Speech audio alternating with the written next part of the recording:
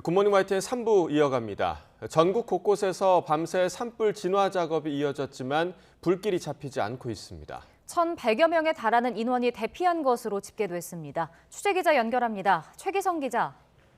네, 사회부입니다. 네, 밤사이에 상황이 더 심해졌다고요? 네, 불길이 잡히지 않아서 산불 3단계를 발령한 지역을 중심으로 살펴보겠습니다. 안전을 위해서 충남 홍성 인근 마을 주민 309명이 대피했습니다. 현재까지 파악된 인명피해는 없지만 주택 34채 등이 불에 탔습니다.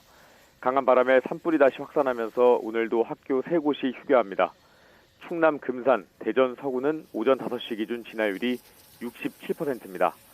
이번 산불로 민가와 암자가 각각 한 곳씩 소실됐고 주민 650명이 인근 경로당 등에 머물고 있습니다. 전남 한평은 진화율이 60%인데 양봉장 불씨가 산림으로 번진 것으로 추정됩니다.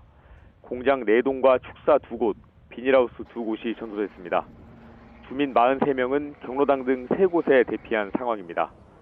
전남 순천시 송강면 산불도 발생 15시간 만에 산불 2단계에서 3단계로 한 단계 격상됐는데 마을 주민 76명이 대피 중입니다. 경북 영주 산불은 진화율 85%로 집계됐습니다. 산불 영향 구역은 210헥타르로 추정되는데 주민 68명이 마을회관 2곳에 나눠서 피신 중입니다. 지금까지 사회부에서 전해드렸습니다. 충남 금산에서는 갑작스럽게 발생한 산불을 피해 요양시설 입소자나 환자, 또 주민들 수백 명이 대피했습니다. 화마의 기세가 잦아들 기미를 보이지 않으면서 피해 주민들의 불안감이 점점 커지고 있습니다. 보도에 김민성 기자입니다. 마을이 산등성이에 연기가 피어오릅니다. 헬기 여러 대가 오가며 물을 들이붓지만 기세가 좀처럼 사그라들지 않습니다. 민가들이 모여있는 산불 현장입니다. 불길이 바로 머리 위까지 미치자 뒤를 바라보는 주민들의 얼굴에 걱정이 가득합니다. 자욱한 연기, 매캐한 냄새에도 현장을 떠나지 못하고 한참을 지켜봅니다. 어제 밤에 한숨도 못 잤어요. 여기 저 어떻게 될지 모르니까. 이거 어떻게 해야 되는데 이거. 화마가 덮친 대전의 한 마을은 한순간에 잿더미로 변했습니다. 이게 저기서 순식간에 한 20-30분 사이에 여기까지 불이 붙더라고요. 근데 나중에 보니까 이게 우리 거는 안 타고 밑에만 타고 있더라고. 안 좋지. 뭐 좋은 사람이 어디 있노. 이거 어떻게 될지 모르겠어요. 주변 요양시설 입소자를 비롯한 주민 800명은 겨우 몸만 빠져나왔습니다. 그중 일부는 다행히 살던 곳으로 다시 돌아가게 됐습니다. 화재 발생 하루 만입니다. 빨리 다시 생활 공간으로 돌아갈 수 있어서 다행이라고 생각하고요. 생활 공간에서 다시 거주민분들이 다시 안전하게 생활할 수 있도록 다시 준비를 해야 할 것 같습니다. 꺼질 듯 말 듯 잦아들지 않는 산불. 집을 잃은 주민들의 속도 함께 타들어가고 있습니다. YTN 김민성입니다. 25시간 만에 꺼졌던 서울 인왕산 산불의 불씨가 어제 저녁에 되살아났다가 다시 꺼졌습니다.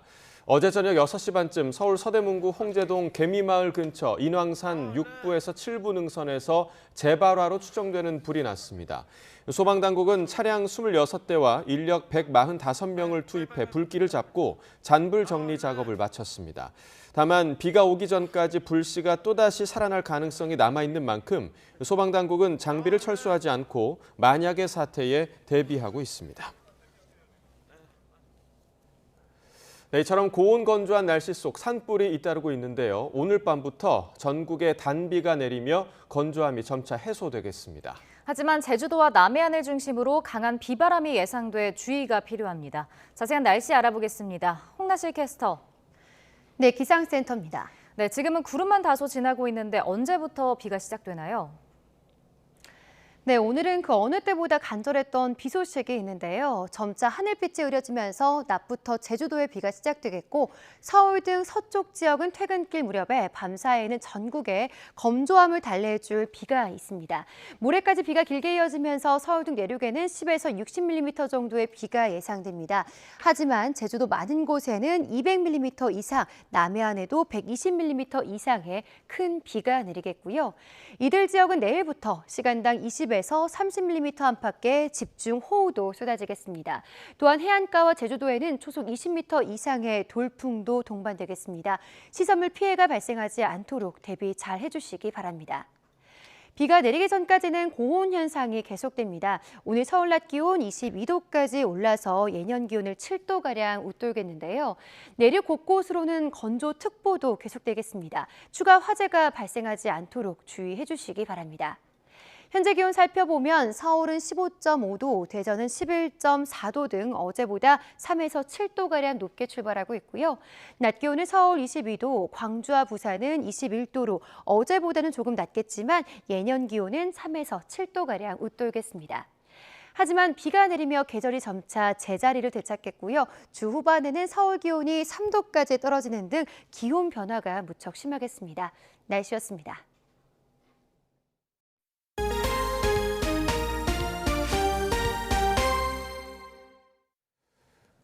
경기도 평택 아파트 단지에서 컵라면을 먹던 초등학생이 온통 검은 차림을 한 남성에게 흉기로 공격을 당한 사건이 발생했습니다. 다행히 생명엔 지장이 없는 상태인데 경찰은 명확한 동기를 찾을 수 없는 이른바 묻지마 범죄일 가능성에 무게를 두고 용의자를 쫓고 있습니다. 송재인 기자의 보도입니다. 900여 가구가 사는 경기도 평택시 아파트 단지. 야외 쉼터에 불어터진 컵라면 2개가 놓여 있습니다. 어제 오후 12살 초등학생 A군이 친구와 함께 근처 편의점에서 사온 간식입니다. 자주 오는 친구의 친구인 것 같아요. 취식이 불가능하니까 어둡고 이제 아파트 단지에 이제 먹을 데가 많으니까 벤치가 있으니까. 하지만 A군은 한 젓가락도 뜨지 못했습니다. 위아래 옷부터 모자까지 온통 검은 차림을 한 남성이 갑자기 다가와 A군 목에 흉기를 휘두른 겁니다.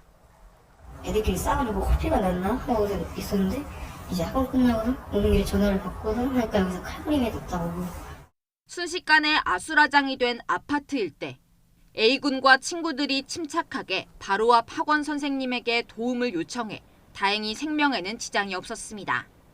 소란한 틈을 타 아파트 단지를 빠져나간 가해자 남성의 행방은 오리무중입니다. 학교 시간대에 그것도 아이들이 자주 모이는 공간에서 칼부림이 발생하자 주민들은 공포에 휩싸였습니다. 워낙 흉해가지고 다들 빨리 집에 들어가는 분위기였나 보더라고요. 경찰은 명확한 동기를 찾을 수 없는 이른바 묻지마 범죄일 가능성에 무게를 두고 용의자를 쫓고 있습니다. YTN 송재인입니다.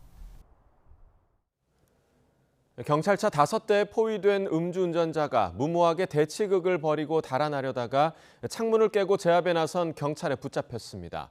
서울 충무로 인쇄소에선 대형 화재가 발생해 점포 10여 개가 탔고 소방당국은 관할 소방서의 인력과 장비를 총동원한 끝에 불을 껐습니다. 이승윤 기자입니다. 40대 남성이 만취 상태에서 몰던 승용차가 경찰차 5대에 포위됐습니다. 도로 위에 멈춰선 차를 수상히 여긴 운전자들의 신고로 경찰이 출동해 체포에 나선 겁니다. 무모하게도 이 남성은 체포에 불응하며 30분간 경찰과 대치하다 경찰차를 들이받고 도주를 시도했고 경찰은 차량 창문을 깨고 남성을 체포했습니다. 조사 결과 이 남성은 운전면허 취소 수준의 만취 상태에서 운전대를 잡은 것으로 드러났습니다. 서울 충무로역 인근 인쇄소에서 불길이 거세게 치솟습니다. 2층짜리 건물을 집어삼킨 불은 삽시간에 인근 건물 10여 개로 옮겨 붙었습니다. 불이 계속 번지고 폭발음이 계속 있어가지고 근데 지금 잦아드는 데는 시간이 되게 오래 걸렸고 연기 때문에 이 주변이 다 엉망이 됐거든요. 소방당국은 관할 소방서 인력과 장비를 총동원하는 대응 1단계를 발령해 3시간 만에 불길을 잡았습니다. 대구 부산 고속도로 대구 방향 밀양대교 인근에선 25톤 트레일러가 4.5톤 탑차를 들이받아 운전자 2명이 다쳤습니다. 이 사고로 화물차에 실려있던 유리컵 등이 도로 위에 떨어져 사고 수습에 2시간 넘게 걸리면서 3km 구간에서 새벽에 때 아닌 극심한 정체가 빚어졌습니다. 경기도 부천시 심곡동 아파트 공사 현장에서 발생한 악취로 인근 주민이 구토 증세를 보여 병원에 이송됐습니다. 주민들은 공사장에서 에폭시 작업을 하며 나흘째 악취가 이어졌다고 주장했고 경찰과 소방당국은 현장에 출동해 조사에 나섰습니다. YTN 이승윤입니다. 윤석열 대통령이 이르면 오늘 야당 주도로 국회 본회의를 통과한 양곡관리법 개정안에 대해 사실상 거부권을 행사할 것으로 보입니다. 더불어민주당은 릴레이 삭발시를 포함한 규탄 대회를 열고 정부가 농민 생존권을 외면한다며 거세게 반발했습니다. 정현우 기자의 보도입니다. 지난달 23일 쌀 초과 생산분을 정부가 의무 매입하게 하는 양곡관리법 개정안이 여당 반발 속에 더불어민주당 주도로 국회 문턱을 넘었습니다. 법 통과 10여일 만에 윤석열 대통령이 이르면 오늘 국무회의에서 국회에 법안 수정을 요구하는 제2요구권, 사실상의 거부권을 행사할 전망입니다. 법안 제2결을 위해선 과반 출석의 출석 3분의 2 이상 찬성표가 모여야 하는데 115석을 가진 국민의힘이 반대하고 있어 사실상 법안 폐기 수순을 밟는 겁니다. 법 개정안이 국가재정에 악영향을 끼친다며 애초부터 거부권 건의를 언급했던 국민의힘은 대통령 방침에 힘을 실었습니다. 민주당이 이재명 대표 1호 법안 통과를 위해 농업 미래 파괴까지 불사한다고 맹폭을 퍼부었습니다. 정권을 뺏기자 이제 부랴부랴 추진하는 이유는 뻔합니다. 윤석열 정부가 실패해야 민주당에게 반사적 이익이 생긴다는 못된 흉계라는 사실. 민주당은 소속 의원 삭발식 등 대규모 규탄 대회를 열고 농민 생존권과 식량 안보를 지키기 위해 법 개정안을 공포해야 한다고 요구했습니다. 농업을 파탄 지경으로 내몬 장군님들이 누구입니까? 바로 윤석열 대통령과 정부 여당입니다. 거부권이 아니라 이를 바로 공포함이 마땅합니다. 또 여야 합의가 가능한 국회의장 수정안이 가결됐는데 한덕수 총리가 과거 자료를 끌고 와 왜곡, 조작을 하고 있다며 탄핵 사유라고 비판했습니다. 오늘 국회 경제 분야 대정부 질문이 예정돼 있는 가운데 윤석열 대통령이 취임 이후 첫 거부권을 행사할 경우 여야의 거친 공방은 불가피할 것으로 전망됩니다. YTN 정현우입니다. 국제박람회기구 BI 실사단이 2030년 월드엑스포 개최 후보지인 부산에 대한 본격적 실사를 앞두고 우리 정치권 인사들을 잇따라 만났습니다. 윤석열 대통령은 청와대에서 환영 만찬을 열고 한국 그리고 부산은 완벽하게 준비됐다고 강조했습니다. 보도에 조은지 기자입니다.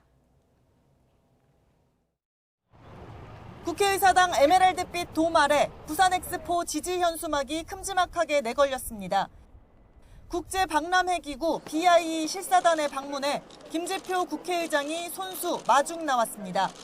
현안마다 늘 평행선을 달리는 여야지만 부산엑스포에는 모처럼 한마음 한뜻입니다. 국민의힘 김기현, 더불어민주당 이재명 대표는 과거와 현재, 미래를 엮어 부산이 엑스포 개최의 최적 도시임을 설명했습니다. 부산엑스포 유치, 개최에 대한 초당적 협조와 지원 내용이 담긴 결의안은 본회의에서 재석 의원 239명 모두의 찬성으로 일사천리 가결됐습니다. 2030 부산세계박람회의 성공적 유치 및 개최를 위한 결의안은 가결되었음을 선포합니다.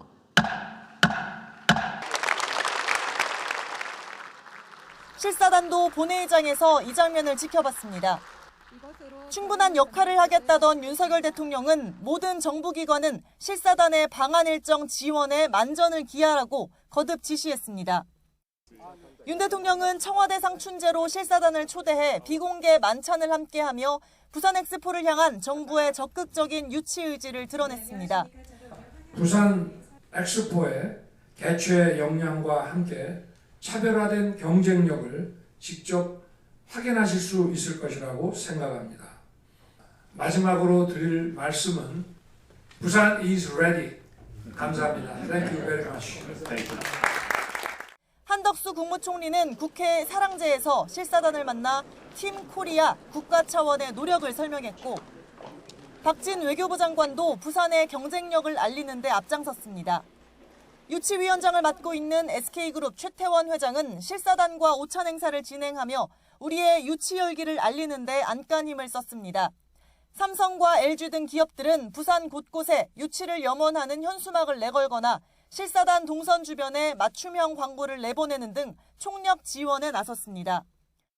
우리나라는 엑스포 유치 전에 후발주자로 평가받고 있지만 실사단의 5박 6일 방한 기간 1호 영업사원을 자처하는 윤 대통령을 필두로 유쾌한 반란을 일으키겠다는 계획입니다. YTN 조은지입니다. 부산이 2030년 세계 박람회 유치에 성공할 경우 직간접적인 경제 효과는 60조 원에 이를 것으로 예상됐습니다. 올림픽이나 월드컵보다 경제 효과가 3배 정도나 큰데 부산이 국가 경제의 새로운 핵심 축으로 도약하는 데 발판이 될 거란 기대도 나옵니다. 보도에 박홍구 기자입니다. 우리나라는 지난 1993년 대전과 2012년 여수에서 엑스포를 열었지만 두 번 모두 개최국이 전시관 비용을 부담하고 규모도 작은 인정 엑스포였습니다. 하지만 이번에 유치 경쟁에 나선 부산 엑스포는 5년 주기로 열리는 등록 엑스포로 개최국은 부지만 제공하고 참가국이 자비를 들여 전시관을 설치해야 합니다. 전시관은 최대 6개월간 유지되고 국가별 행사 주간에는 그 나라 정상이 방문해 안방에서 정상 외교를 펼칠 수도 있습니다. 엑스포 부지는 부산 시내와 가까운 북항 일원에 344만 제곱미터가 준비되어 있습니다. 이곳에 새로운 건축물을 짓고 기반 시설을 구축하는 과정에 생산 유발 효과는 43조 원, 부가가치 효과는 18조 원이 발생할 것으로 추산됐습니다. 관광객은 4천만 명이 다녀가고 이 중 500만 명이 외국 관광객들로 채워지며 일자리 창출 효과는 50만 명으로 기대됐습니다. 또 친환경과 AI, 로봇 등 신기술의 경연이 펼쳐지며 한국의 위상이 높아지고 부산은 우리 경제의 새로운 중심축으로 떠오를 수 있는 계기를 마련할 것으로 보입니다. 부산을 비롯한 남부권을 새로운 국제적인 허브권으로 만드는, 그렇게 해서 대한민국의 또 하나의 발전축을 만드는, 그렇게 해서 대한민국을 두 바퀴로 돌릴 수 있는 체제로 가서 지역 균형 발전에도 그렇게 해야. 앞서 중국은 지난 2010년 상하이 엑스포 이후 경제 대국으로 올라섰고 아랍에미리트 두바이도 2020년 엑스포로 도시의 위상이 달라졌습니다. 부산이 엑스포 유치에 성공할 경우 한국은 올림픽과 월드컵 그리고 등록 엑스포를 개최하는 세계 7번째 국가가 됩니다. 이는 우리나라가 7대 선진 강국으로 도약하는 상징적 의미가 있다고 유치지원단 측은 설명했습니다. YTN 박홍구입니다.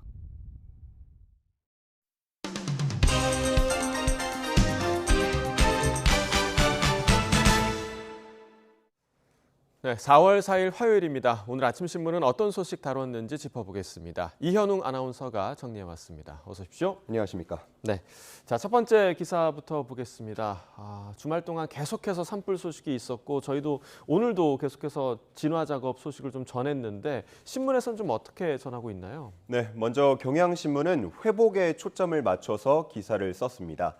최근 10년 사이 국립공원에서 발생한 산불 가운데 최대 규모였던 지난달 지리산 산불의 경우는 화마를 이겨냈다 이렇게 표현을 했는데요. 전문가들이 화재가 발생한 뒤 2주가 조금 더 지나서 현장을 찾아봤더니 언뜻 보면 대형 산불이 났던 곳 같지 않았다고 했습니다. 즉 상대적으로 피해가 적었다라는 건데요.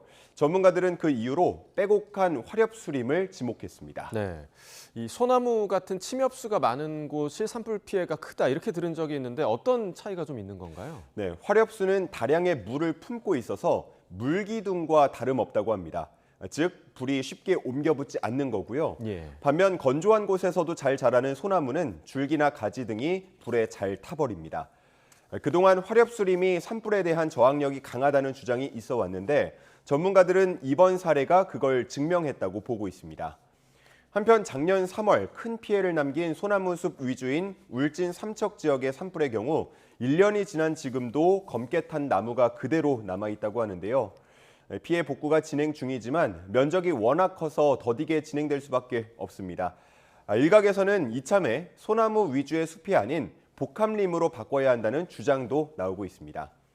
이제는 사계절 내내 산불을 조심해야 하는 상황이 된 만큼 산불을 예방하고 또 피해를 최소화할 수 있는 방안이 무엇인지 진지한 고민이 필요한 시점인 듯합니다. 네, 산불의 원인이 여러 가지가 있겠지만 개인의 부주의로 발생할 수 있는 산불을 막는 것부터 우리가 좀 실천을 해야 하지 않을까 생각이 듭니다. 자, 다음 기사 보겠습니다. 자, 저희가 이제 한번 다룬 적이 있는 걸로 기억이 됩니다. 국민의힘 현수막이 있고요. 민주당 현수막이 있고 그 밑에는 현수막 설치 금지한다. 지금 현수막 관련된 그런 기사인가 봐요. 네, 그렇습니다. 최근 길거리에 현수막이 눈에 띄게 늘었다라고 느낀 분들 많으실 겁니다. 내가 너무 정치에 과몰입했나? 아닙니다. 기분 탓만은 아니고요. 작년 12월부터 5개 광고물법 개정안이 시행되면서 정치적 현안에 대한 현수막은 사전 신고나 허가 없이 원하는 곳에 설치할 수 있도록 되었기 때문입니다. 설립 당시의 여야는 중요한 정당 활동을 알리는데 도시 미관이라는 이유로 제지하면 안 된다. 신속하게 입장을 알려야 할 사안이 많다. 부작용 때문에 못하게 하는 건 시대 흐름에 안 맞는다. 등을 이유로 법안 통과에 한 목소리를 냈습니다. 하지만 3개월 정도가 지난 지금 기사에서는 정당 현수막이 공해 수준까지 되었고 또 정치 혐오를 부추긴다는 지적도 나온다고 했습니다. 네, 뭐 보기에도 좋지 않고 늘 보면 좀 기분도 안 좋더라고요. 근데 이제 가끔은 안전에 좀 위협이 되는 경우도 발생하곤 하는데 그래서 이걸 좀 다시 되돌려 놓는 법안을 지금 발의를 하려고 준비하는 거죠? 네, 맞습니다. 먼저 행안부가 간담회를 열어서 시행령 개정 추진을 논의하기 시작했고요. 여야 역시도 이 문제를 심각하게 보면서 개정안을 발의하고 있습니다. 재개정안이라고 할 수 있겠네요. 주로 현수막 게시 장소와 개수를 제한하는 내용인데요. 충분히 예상 가능하고 우려됐던 부작용이 있는 법안을 강행하더니 이제 와서 부랴부랴 다시 되돌려 놓는 모습을 국민들이 썩 좋게 볼 것 같지는 않습니다. 네, 국회에서 보던 그 정쟁의 모습을 동네 현수막에서까지 봐야 하니까 굉장히 좀 불편함이 컸는데 개정이 마땅한 법안이 아닐까 좀 생각이 듭니다. 다음 기사 보겠습니다. 자, 대치동에 아이돌 양성 학원이 생겼나요? SM 엔터테인먼트가 좀 설립을 하려고 하나 봐요. 네, 그렇습니다. SM 엔터테인먼트는 3년 과정으로 매년 120명을 선발해서 교육하는 학원을 대치동에 설립했습니다. 오전 9시부터 오후 6시까지 주 5일제로 수업을 진행하는데요. 그러다 보니까 이 학원에 합격을 하게 되면 학교를 자퇴해야 합니다. 학원의 하루 일정을 보면 오전에는 외부 학원 강사가 와서 검정고시 합격을 위한 국영수 수업을 진행하고요. 오후에는 전공별 실습 수업을 진행합니다. 그리고 오후 6시부터 9시까지는 이른바 야자 시간인데요. 개인 연습을 할 수 있도록 그렇게 운영하고 있습니다. 자, 자퇴까지 해야 한다는 게 저는 선뜻 좀 이해가 안 되는데요. 네, 그렇습니다. 그러다 보니까 지적도 나오고 있는데요. 아이들이 학교에서 배울 수 있는 걸 놓친다라는 지적이 나오는 겁니다. 게다가 SM 엔터테인먼트 외에 다른 기획사들도 이와 비슷한 교육기관을 운영하려는 움직임을 보이고 있는데요. 제대로 된 교육 프로그램을 갖추지 못한다면 그 피해는 고스란히 학생들이 짊어질 거라고 비판하는 목소리도 나오고 있습니다. 그리고 이 학원의 수강비, 강남의 재수종합학원과 비슷한 수준이라고 하는데요. 대형 기획사의 지위를 이용해서 아이들의 꿈과 희망을 가지고 장사하는 것 아니냐라는 얘기까지 나오고 있습니다. 네, 아이돌 가수들 인터뷰하다 보면 정상적인 학교 생활을 하지 못해서 아쉽다 이런 대답을 하는 경우가 굉장히 많은데 이게 과연 맞는 것인가에 대한 부분에 대해서는 약간 고개를 갸우뚱이게 하는 부분입니다. 자, 다음 기사 보겠습니다. 자, 개와 관련한 기사인데 사람을 공격한 개, 안락사를 시키는 것에 대해서 법제화를 추진한다라는 기사네요. 네, 그렇습니다. 먼저 중간에 나온 그래프를 보면 개에 물려서 119로 이송된 경우 매년 2,000건 넘게 발생하고 있다는 걸 확인할 수 있습니다. 잊을만 하면 사람이 개에 물리는 사고 뉴스 전해지곤 하는데요. 농식품부가 현행 동물보호법과 별도로 이른바 맹견법을 도입하는 방안을 검토 중입니다. 이를 통해서 개물림 사고를 연간 1,000명 수준으로 줄일 수 있다고 기대하고 있습니다. 네, 뭐 지금 맹견이라고 하면 제가 알기로는 핏불 테리어 같은 5개 종류를 말하는데 견종도 확대가 되나요? 네, 새 맹견법에서는 사람이나 동물을 무는 사고를 일으킨 개라면 견종과는 무관하게 위험도가 높다고 판단이 되면 안락사 명령을 할 수 있도록 합니다. 이때 견주의 의사는 반영되지 않습니다. 자, 한편 맹견법에서는 맹견 사육에 대한 허가제도 포함될 걸로 보이는데요. 만일 허가 없이 맹견을 기르는 경우에는 1년 이하의 징역 또는 1,000만 원 이하의 벌금에 처해지는 등 처벌도 강화할 방침입니다. 농식품부 관계자는 그동안 맹견과 사고견에 대한 규제 조항이 동물 복지를 위한 법률에 포함이 되어 있어서 상식에 맞지 않는다라는 지적이 있었고 새로운 법 도입이 필요하다는 목소리가 있어 왔다면서 법 추진 배경을 밝히기도 했습니다. 조만간 농식품부는 맹견법 관련 연구 용역을 발주할 계획입니다. 자, 이 위험도가 높다고 판단이 되면 안락사 명령을 할 수 있다라는 부분이 좀 걸리는데 기준이 분명히 좀 명확해야 할 것 같고요. 논란이 계속될 부분인 것 같습니다. 자, 다음 기사 보겠습니다. 자, 지난 주말에 프로야구가 개막을 했는데 고교야구도 좀 개막을 했죠. 그런데 로봇 심판이 등장을 했나 봐요. 네, 그렇습니다. 이 스트라이크냐 볼이냐 정말 중요한 순간에 애매한 공이 들어오면 늘 판정 시비가 붙곤 합니다. 그래서 로봇 심판 도입 필요성에 대한 얘기가 줄곧 있어 왔는데 이번 고교야구 대회로는 최초로 로봇 심판이 도입됐습니다. 로봇 심판은 1루와 3루 또 외야 센터 쪽에 설치된 카메라를 통해서 투구의 궤적과 위치를 3차원으로 실측하는데요. 그리고 스트라이크인 경우에는 주심에게 소리로 신호를 주도록 되어 있습니다. 과거에 비해서 기술이 발달하면서 결과를 전달하는 속도도 빨라졌는데요. 이제는 주심이 1.5초면 콜까지 할 수 있을 정도로 빨라졌다고 합니다. 자, 그럼 이렇게 되면 모든 공을 로봇 심판이 판정을 하는 건가요? 어제까지는 로봇 심판을 시범 도입했습니다. 주심이 판정을 내리되 애매한 공에 대해서는 경기당 3번까지 로봇 심판에게 재판독을 요청할 수 있도록 해왔고요. 자, 그리고 오늘부터는 로봇 심판이 일괄적으로 최종 판정을 내립니다. 이의 제기는 할 수 없게 진행이 됩니다. 현장에서는 이번 로봇 심판의 도입으로 승부 조작과 입시 비리를 막고 또 경기력도 향상될 거라고 기대하는 분위기입니다. 아직 로봇 심판이 프로리그 1군 경기에 도입되어 있지는 않지만 기술이 지금처럼 더 발전한다면 머지않아서 프로리그 1군 경기에서도 이 로봇 심판을 볼 수 있을지 모르겠습니다. 네, 물론 승부 조작도 방지하고 정확한 판정을 내리는 데는 아주 중요한 제도긴 하지만 심판의 판정도 경기의 일부다 이런 표현이 있잖아요. 네. 좀 인간미는 좀 떨어지지 않을까 하는 아쉬움이 좀 남습니다. 굿모닝 브리핑 이현웅 아나운서와 함께했습니다. 고맙습니다. 감사합니다.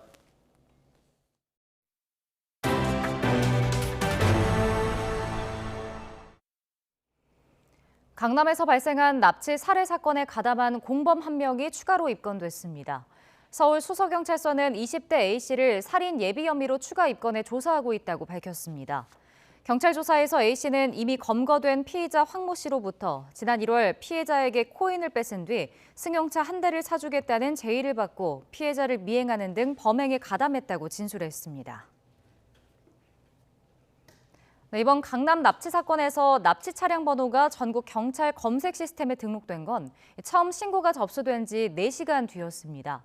하지만 관할 경찰서장과 서울경찰청장이 보고를 받은 건 무려 7시간 뒤였습니다. 경찰청은 이번 사안이 마무리되면 감찰에 착수할 수 있다고 밝혔습니다. 보도에 안동준 기자입니다. 경찰의 강남 납치 관련 신고가 처음 접수된 건 지난달 29일 밤 11시 46분. 관제센터 CCTV를 통해 다음 날 새벽 0시 52분 용의 차량 차종과 번호를 특정한 경찰은 4분 뒤 수서경찰서 관내에 13분 뒤에는 서울청 관내에 일제 수배를 내렸습니다. 하지만 경찰은 이로부터 4시간여가 지난 새벽 4시 57분에야 전국에 공유되는 수배 차량 검색 시스템에 차량 번호를 등록했습니다. 경찰 지휘체계 보고는 더 늦었습니다. 수서경찰서장과 서울경찰청장이 이 사건을 보고받은 건 아침 7시쯤으로 경찰에 신고가 접수된 지 7시간이 지나서였습니다. 경찰 초동 대응이 적절했는지를 두고 논란이 일고 있는 가운데 경찰도 공식 입장을 내놨습니다. 먼저 용의 차량 특정이 늦어진 데 대해서는 최초 신고자가 진술한 차종과 용의 차량 차종이 달랐고 관제센터 CCTV 화질이 좋지 않아 용의 차량을 특정하는 데 시간이 걸렸다고 설명했습니다. 또 같은 시각 엄마가 휴대전화를 빼앗기고 쫓기고 있는 것 같다는 신고가 2차례 접수돼 납치 사건과의 관련성을 확인하다가 전국 수배 검색 시스템 등록이 늦어졌다고 해명했습니다. 그러면서 야간과 휴일에는 상황관리반 체계로 운영돼 경찰서장과 서울청장은 보고를 받지 못했다며 조금 더 빨리 보고됐으면 하는 아쉬움이 남는다고 덧붙였습니다. 경찰청은 보고가 늦어진 사실을 인정했습니다. 앞으로 왜 보고가 늦어졌는지 개선책이나 보완책이 있는지 살펴보겠다고 밝혔습니다.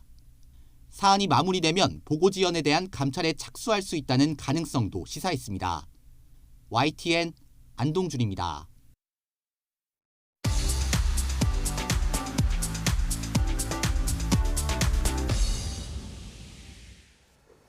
네, 경제 소식을 빠르고 친절하게 전달해 드립니다. 오늘 굿모닝 경제는 권혁준 경제평론가와 함께하겠습니다. 어서 오세요. 어서 오십시오. 네, 안녕하십니까.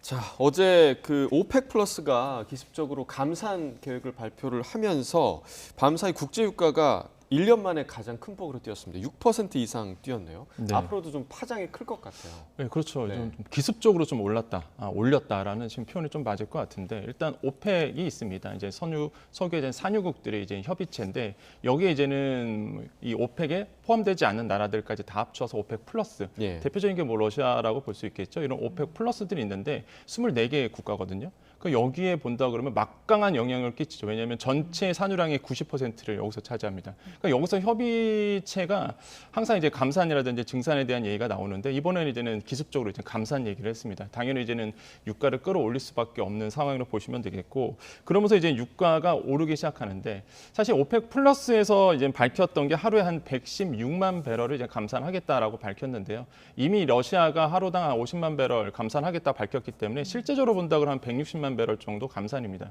그렇게 된다 그러면 국제 유가가 당연히 요동칠 수밖에 없고 실제 5월 인도분 이제 서부 텍사스유 원유 같은 경우가 한 6.28%로 이제 오르면서 마감을 했는데 장중 본다 그러면 이게 8% 이상까지 올랐었거든요. 그 정도로 사실 급등을 했고 배럴당 한 $80 선이 됐습니다. 이게 오름폭을 본다 그러면 지난해 4월 이후에 최대 상승폭이거든요. 그 정도로 사실 많이 올랐고 그다음에 6월물 브렌트유도 한 5.7% 정도 이제 오르면서 마감을 했습니다. 한 $84 정도가 됐는데 이것도 마찬가지입니다. 굉장히 많이 또 브렌트유도 올랐다. 그러니까 국제 유가 상승이 계속적으로 지금 일어나고 있다라고 보시면 되겠고요. 그렇게 본다 그러면 왜 기습적이냐라는 표현을 쓸 수밖에 없는 게 이미 지난해 10월이었죠. 그때 감산했었습니다. 밝혔거든요. 네. 그래서 200만 배럴 정도 이제 감산하겠다라고 이제 봤었어요. 그런 상황에서 이번에 다시 추가적으로 한 116만 배럴, 뭐 러시아까지 합하면 160만 배럴 감산 소식이 전해지니까 당연히 지금 국제 유가가 크게 상승할 수밖에 없고 무엇보다 이제는 지금 국제 유가가 더 이제 뛸 거다라는 얘기가 왜 있었냐 그러면 그러니까 중국의 리오프닝입니다. 그러니까 계속적으로 수요가 늘어나는 추세로 가고 있는데 공급량이 줄어든다. 가뜩이나 지금 뭐 중국에 대한 경제 활성화, 리오프닝 때문에 뭐 원자재 수급이라든지 국제 유가에 대한 요동치는 부분이 있었는데 여기에 이제 감산 얘기가 들어오다 보니까 이제는 와. 수요는 폭발하고 공급은 줄어들 거야. 그러다 보니까 지금 이제 국제유가가 크게 뛸 수밖에 없는 상황으로 이제 가고 있다라고 보시면 되겠습니다.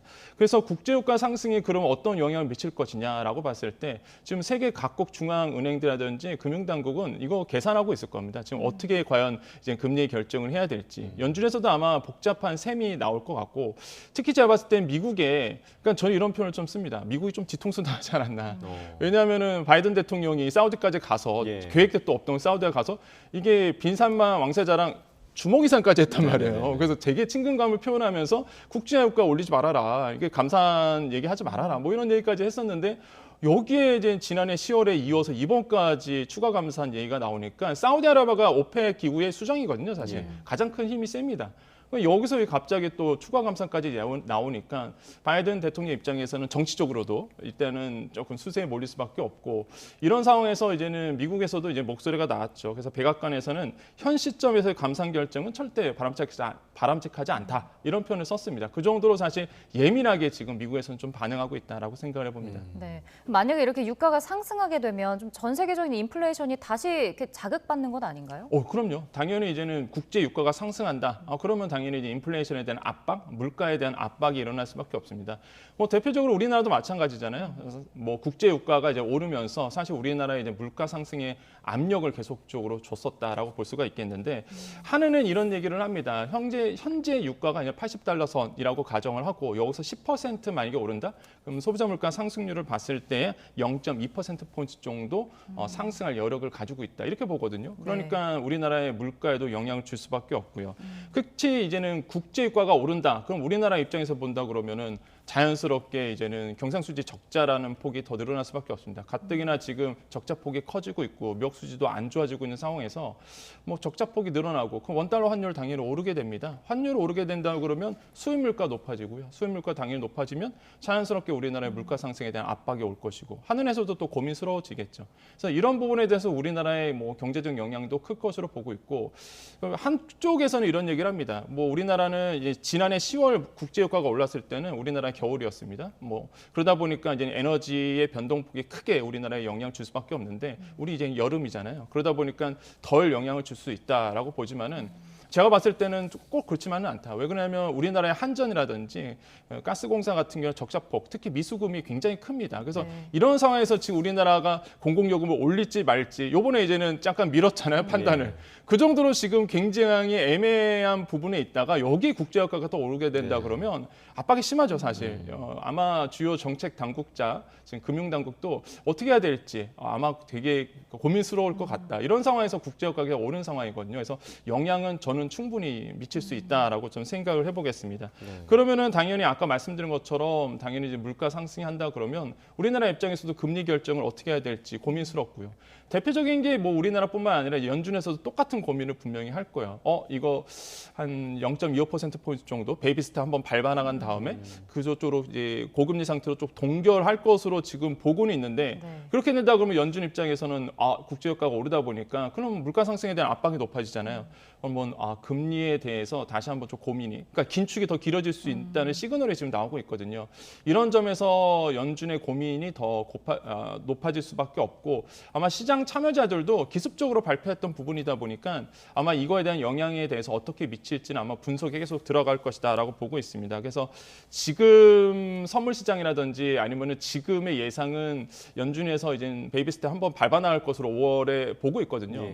근데 모르죠, 또 갑자기 이제 어떤 상황의 변수가 작용했기 때문에 과연 더 긴축으로 갈지 아니면은 계획대로 갈지. 근데 시장 한 곳에서는 이런 얘기를 합니다. 아무래도 이제 연준 같은 경우에는 금리를 결정했을 때 이제 기조적인 물가를 보거든요. 그러니까 일반적으로 기조적인 물가라면 근원물가 지수입니다. 그러니까 변동폭이 큰 지금처럼 유가라든지 식료품 가격을 제외하고 물가의 기조 흐름을 보여주는 근원물가 지수를 참고를 해서 이제는 금리 결정을 하기 때문에 뭐 영향은 덜 할 수 있다라고 이제는 나오고 있지만은 하지만은 아까도 말씀드린 것처럼 이게 변수로 작용했거든요. 그렇기 때문에 계속적으로 연준이 고민스러운 부분은 분명히 맞다라고 좀 생각을 해보겠습니다.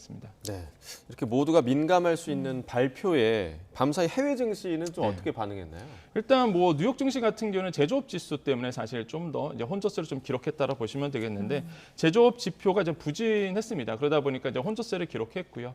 뭐 본다 그러면 다우지수는 0.98% 상승을 했고요. 기술주 중심의 나스닥 같은 경우는 0.27% 하락했고 S&P 500 지수 0.37% 상승을 했는데 확실히 이제 국제 유가의 이슈가 전해지면서 이제는 물가 상승에 대한 압박, 뭐 긴축의 강도 이런 거에 이제 영향을 줄 수밖에 없는 이제 나스닥이 좀 소폭 하락했다라고 보시면 되겠습니다. 그래서 실제 뭐 국제 유가 급등 소식 전해지면서 에너지 관련 이제 주식들이 이제는 크게 상승했던 부분들이 이제 보여지고 왔고요. 그래서 지금 시장에서는 과연 이제는 긴축의 그 강도와 그 길이가 과연 어떻게 되겠느냐 여기에 지금 이제 집중을 하고 있다라 보시면 되겠고, 그래서 비관적인 얘기가 계속 나옵니다. 이번 연도 안에는 야 이거 상승하기엔 좀 힘들지 않나라고 이제는 비관적인 얘기가 계속 나오고 있고, 그래서 지금 선물 시장에서는 페드워치 같은 경우에는 지금 나오고 있는 것이 5월에 이제 베이비 스텝 가능성이 한 53% 정도 나오고 있는데 그 정도는 사실 지금 계속적인 아까도 말씀드렸지만은 근원물가 지수를 보기 때문에 그렇게 영향을 주지 않을 거다라는 게 아마 지금 증시 쪽에서는 이제 보고 있는 것 같아요. 그래서 베이비 스텝 한번 밟아 나갈 거고 그다음에 쭉 동결 갈 것이다라는 것이 우세하는 한데. 아까도 계속적으로 말씀드리지만 이게 경제라는 게 사실 뭐 쉽사리 예측할 수 있는 부분은 아닙니다. 지금처럼 오펙 플러스가 갑자기 이렇게 감산 발표할 줄 어떻게 알았습니까? 이게 계속 살아 있거든요. 그래서 계속적인 추가적인 모니터링이 계속적으로 필요해 보인다라고 말씀을 드립니다. 네.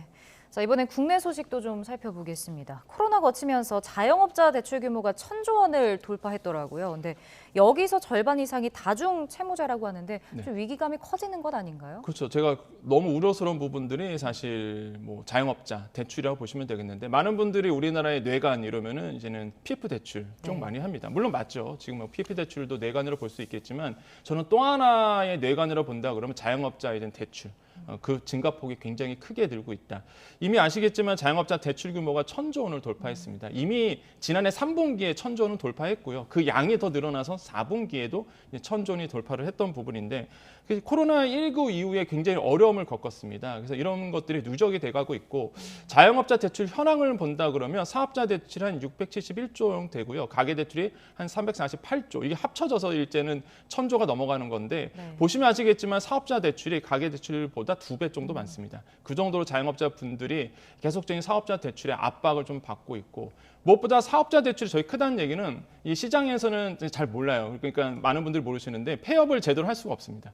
왜냐하면 폐업을 하게 되면은 사업자 대출 다 갚아야 되거든요. 대부분의 사업자 대출이 그렇게 돼 있습니다. 형태가. 그러면 내가 너무 상황이 안 좋아서 폐업을 하고 싶고 그만두고 싶어도 대출을 바로 상환해 줘야 돼요. 그러다 보니까 폐업도 마음대로 못 하는 상황이거든요. 그런 상황에서 간다 그러면 자영업자들은요. 적자 상태로 계속 끌고 갈 수밖에 없습니다. 악화되는 거죠. 그러니까 대출의 질이 굉장히 안 좋아지거든요. 그러니까 이게 계속 쌓여서 지금까지 1,000조 원이 돌파되고 있고 이런 상황에서 자영업자들이 놓여 있다라는 겁니다. 그래서 굉장히 안타깝게 생각하고 실제 그러면 이렇게 늘어난다 그러면 대출 금리 그러면은 이분들이 얼마나 그 대출 금리에 있어서 상환의 압박을 받고 있냐 본다 그러면 실제 0.25% 정도 이제는 금리가 이제 상승하게 되면 1인당 평균 연이자 한 60만 원 정도 늘어나는 것으로 이제 추산이 됩니다. 근데 이게 아시겠지만 0.25% 오르면 연 60이잖아요. 근데 아시겠지만 21년도 8월부터 우리나라 금리를 올리기 시작했습니다. 21년 8월부터. 그때까지 지금 3% 올랐거든요. 기준금리는. 만약에 대출금리도 동일하게 만약에 3% 올랐다라고 추가적으로 가정한다 그러면 무려 이분들 같은 경우는 724만 원이 연이자가 늘어나는 거예요. 그러니까 굉장히 이제는 압박을 받고 수밖에 없고 제가 또 가장 우려스러운 게 다중채무자거든요. 그러니까 다중채무자의 정의는 뭐냐면 금융기관 3곳 이상에서 대출을 받고 있는 분들입니다. 정말로 이제 취약차주 분들이신데 이 다중채무자가 봤을 때요. 대출자 기준으로 봤을 때 56%에 해당합니다. 전체 자영업자 대출에서 이런 다중채무자가 56%를 차지하고 이건 숫자고요. 이게 대출량으로 본다 그러면 대출액 기준으로 본다 그러면 무려 다중채무자가 전체 자영업자 대출의 70%를 차지해요. 그러니까 굉장히 안 좋다는 얘기입니다. 지금 자영업자 대출 부분이 부실해지고 있다라는 거. 그래서 이제 다시 한번 이게 뇌관으로 작용할 수 있다라고 보시면 되겠고 자영업자의 그 다중채무자를 봤을 때 1인당 평균 한 4억 2천만 원 정도 대출을 얻고 있거든요. 상당히 큰 금액이죠. 생각해 보십시오. 내가 4억 정도의 대출을 지금 상환을 압박을 받고 있다고 한다 그러면 심리적으로 굉장히 압박을 받을 수밖에 없거든요. 그래서 생활도 안 될 거고. 그래서 이런 부분에 대해서 뾰족한 지금 방법이 없기 때문에 지금 답답한 거죠. 이거에 대해서 해결할 수 있는 부분이 없거든요. 정부는 뭐 새출발 기금이라고 해서 이런 취약차주를 어떤 쪽으로 케어하겠다 해서 캠코에서 자산을 이제 사주고 있는데 사실 그것도 한계가 있거든요. 그래서 이런 부분에 대해서 뾰족한 방법이 없다는 것이 지금 자영업자의 이제 부실화가 굉장히 우려스러운 부분이다라고 생각을 해봅니다. 네, 자 마지막으로 좀 짧게 대답을 부탁드리겠습니다. 저희 음주 문화가 좀 많이 바뀌면서 실제로 이제 주류 출고량이 많이 줄었다고 하더라고요. 7년 연속 줄어든 것으로 나타났는데 요즘 뭐 사실 소주 한 병 더 마시기도 좀 떨리는 그런 시대인데 앞으로도 소비량이 좀 줄어들지 않을까 싶은데요. 그렇죠. 네, 소비량이 줄 수밖에 없는데 요즘에 시장에서 이런 얘기를 해요. 소맥은 정말 이제 부유의 상징이 됐다. 왜냐하면 맥주 같은 경우에 시장에서 팔리고 있는 외식 물가 같은 10% 올랐습니다. 소주는 11% 이상 올랐거든요. 그걸 섞어서 먹는다? 그러면 이제 정말 돈 있는 분들만 먹게 된다라는 얘가 표현할 정도로 그 정도로 이제 주류의 가격이 많이 올랐습니다.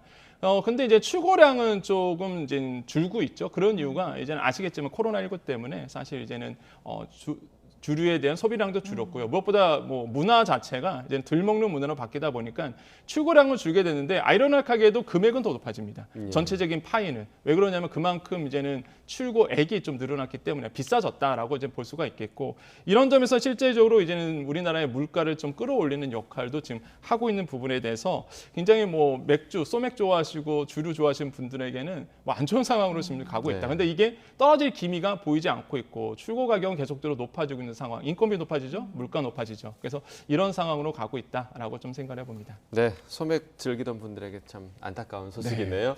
네, 굿모닝 경제 권혁중 평론가와 함께했습니다. 고맙습니다. 네, 감사합니다.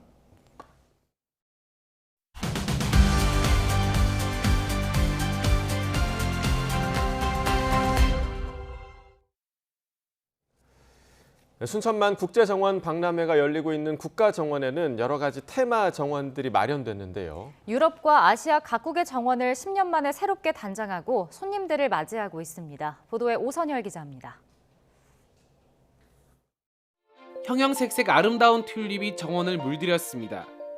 네덜란드를 상징하는 거대한 풍차와 어울려 동화 속 세상을 옮겨놓은 듯합니다. 풍차가 너무 예쁘고요. 정말 네덜란드에 온 것 같은 느낌이 듭니다. 저 원래 처음에 왔을 때 마스크를 썼는데 꽃향기가 마스크를 뚫고 와가지고 저도 모르게 마스크를 벗고 계속 향 맡고 있고요. 꽃들도 너무 이쁜 것 같아요. 멕시코 정원도 선인장 모형과 야자수, 멕시코의 국화 달리아가 어우러져 남미의 느낌을 자아냅니다. 이곳 순천만 국가정원은 이탈리아와 미국, 영국 등 12개 나라의 아름다운 세계 정원이 새 단장을 마쳤습니다. 아람브라 궁전을 묘사한 스페인 정원엔 시원한 물줄기가 뿜어져 나와 시민들의 더위를 식혀줍니다. 화창한 날씨에 박람회장을 찾은 관람객들은 국가정원 속에 펼쳐진 각 나라의 정원을 만끽했습니다.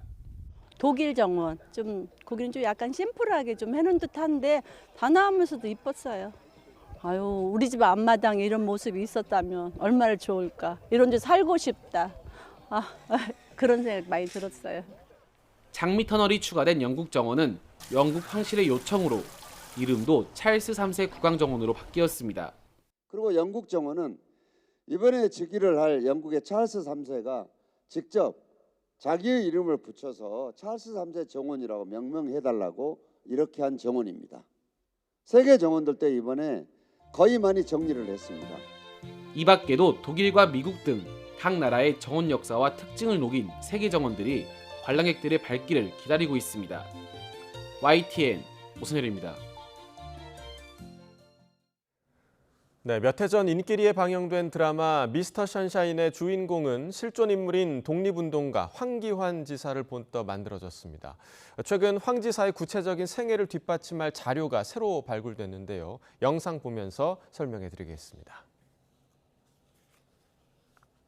My homeland is America.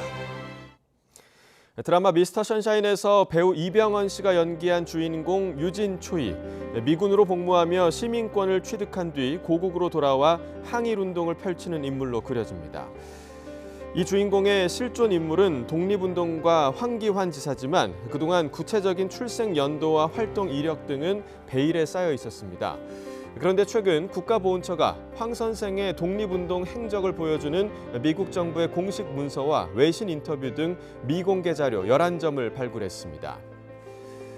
1886년 4월 4일생 평남 순천에서 태어난 황 선생은 19살이던 1904년 미국 하와이로 입항한 것으로 확인됐습니다. 1918년 1차 세계대전이 발발 후엔 얼황이란 이름으로 미군에 자원 입대, 미국 시민권을 획득합니다. 종전 후 유럽과 미국을 오가며 임시정부 외교위원으로 독립운동을 펼친 황 지사. 미국 매체와의 인터뷰에선 우리는 한국인에 의한, 한국인을 위한 한국의 완전한 독립을 위해 싸우고 있다고 역설했습니다. 또 일본이 한국을 일본의 일부로 고집하는 한 극동의 평화는 없을 것이라고 단언하며 강한 독립의지를 드러내기도 했습니다. 이처럼 한국과 미국 두 나라 모두의 영웅이었던 황 지사는 1923년에 순국해 지금까지 미국 뉴욕의 한 공동묘지에 묻혔는데요. 100년 만에 유해 봉환을 추진 중인 정부는 이달 말 한미 정상회담을 계기로 대통령 전용기를 통해 직접 유해를 모시는 방법도 검토 중인 것으로 알려졌습니다.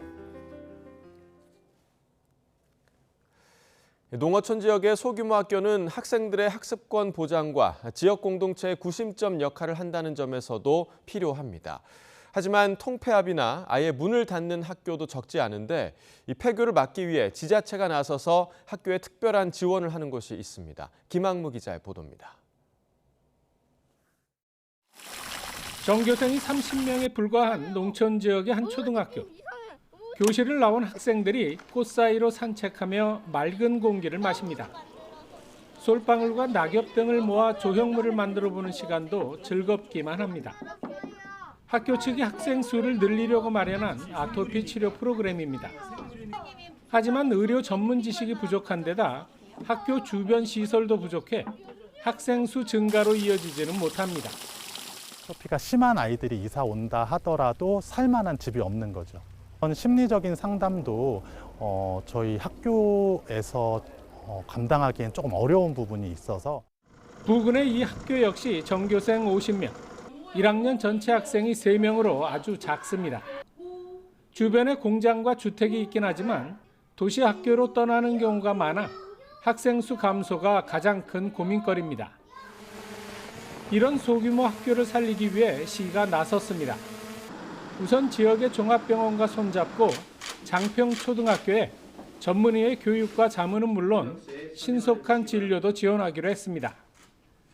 백봉초등학교에는 조만간 인공지능 교육 프로그램 도입을 지원합니다. 소규모 학교를 일단 살려서 학생들이 보다 통학을 쉽게 하면서 공부를 제대로 할 수 있도록 또 여러 가지 인성교육도 제대로 받을 수 있도록 하는 게 맞다고 생각을 합니다. 용인시는 희망학교 만들기 사업을 통해 농어촌 지역 학생들의 교육 불공정성을 해소하고 소외지역 주민에 대한 지원도 늘릴 방침입니다. YTN 김학무입니다.